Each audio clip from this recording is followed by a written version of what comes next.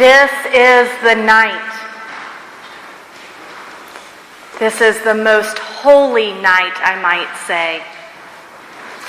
A night that we began in darkness and have moved to light. A night that we began in silence. For a few moments, just listen for that silence.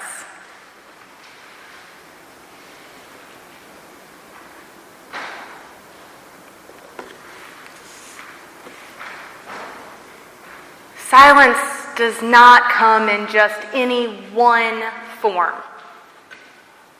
The silence we experience now is different than many others, and here are a few of those others. When someone asks for someone to take out the trash or someone to maybe even pray for a group of gathered people and no one volunteers, I'll call that the awkward silence. Then there are those times when there is too much noise and someone is trying to force that silence. Shh! I think Matthew and I have been those people out in the narthex before church occasionally. And then there is that solemn silence. So solemn that it feels like maybe God isn't even present. And then the holy silence, where it feels like the only thing present and the only thing you are able to hear is God. During this season of Lent, we have been encouraging times for silence. This past week, I have found myself gathered in prayer with many of you on different occasions. And in those times of prayer, there have been moments of silence. Celebrating the Eucharist together on Holy Tuesday over at the St. Mary's altar, there was an air of a sweet, quiet silence in the church. But the windows were open, it was a little hot in here, and we could still hear the busyness of the world as the cars passed by. On Good Friday, many of us gathered during the noon hour. I would say that there was almost a dead silence in here, even with people gathered. And then that evening, praying the same prayers, those same solemn collects from earlier that day, there was still silence, but it was the silence of families with children as colored pencils and crayons occasionally rolled off the pews. Silence is very much a part of our time in prayer. It reminds us that in praying, we are also to listen. But then there are times when we are called to break the silence. And tonight is one of those days, as we can tell with the mini bells that I am very excited to have. Today's Alleluia, that could get very annoying very fast, so feel free to join in. I will say there are lots of Alleluias in this sermon. Today's Alleluia breaks through the silence that came with Jesus' death, a death that pushed the disciples into hiding. Today's Alleluia breaks through the silence we have been sitting with since Good Friday. But we are not the first people to break this silence. We are in a line of people that goes back to that very first morning when Mary,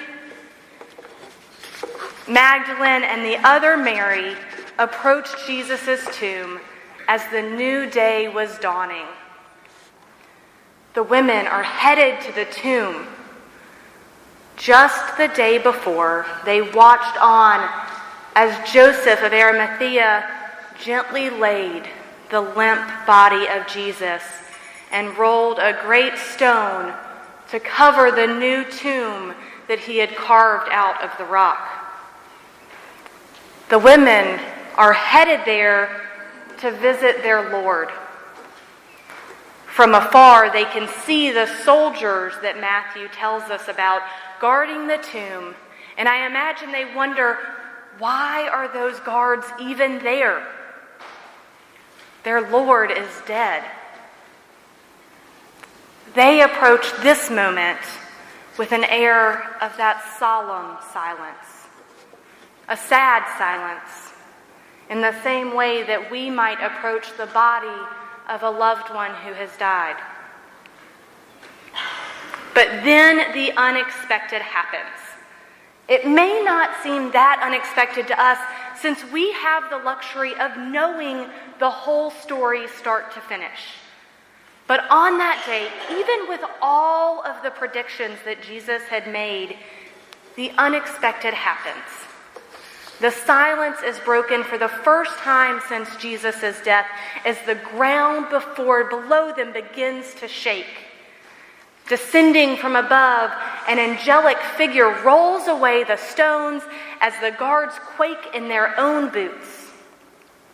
As the women look on in fear, the angel reminds them of what Jesus has already told them many times before. I know that you are looking for Jesus who was crucified. He is not here. He has been raised. Jesus is the first to break the silence when he conquers death through his resurrection. And the truth is, the story could have stopped there. No one could have come to visit Jesus. No one had to care. But it is the women that continue our story. Despite being terrified, they were so full of joy that, heeding the voice of the angel, the women ran to tell the disciples what they had seen. The women break the silence by going and sharing their experience with the disciples. And then suddenly, Jesus appears to them. "Greetings," he says, or maybe even a more accurate translation would be "rejoice," as we heard the exultet chanted this evening. Rejoice! Falling down and taking hold of their Lord's feet, Mary Magdalene and the other Mary are sent to tell the disciples to meet Jesus in Galilee. Today we continue the line of many, many who have come before us as we break the silence. And we did a pretty good job with lots of bells, and I hope there are more bells to come. Since Friday, the church has been empty. The world has been waiting. We break the silence this evening with our own story of God's saving history. The story of a God who leads his people out of Egypt. A God who promises hope and salvation not to some people but to all. A God who makes us new and fills us with the Spirit. We break the silence as we cry, "Alleluia! Christ is risen! The Lord is risen indeed! Alleluia!" And in a few moments, we will continue to break that silence as we stand up and renew our baptismal vows. When Michael Curry, our presiding bishop, was elected, he put out in the world of the internet his first address to us. Think about it as his breaking of silence as his newly consecrated presiding bishop position. And he spoke to the resurrection story that we heard this evening from Matthew. We hear Jesus tell the women in this gospel, "Go and tell my brothers to go to Galilee. They will see me there." Bishop Curry, in his message to us, describes Galilee in this way. Galilee, which is a way of talking about the world. Galilee in the streets of the city. Galilee in our rural communities. Galilee in our hospitals. Galilee in our office places. Galilee where God's children live and dwell there. In Galilee, you will meet the living Christ, for he has already gone ahead of you.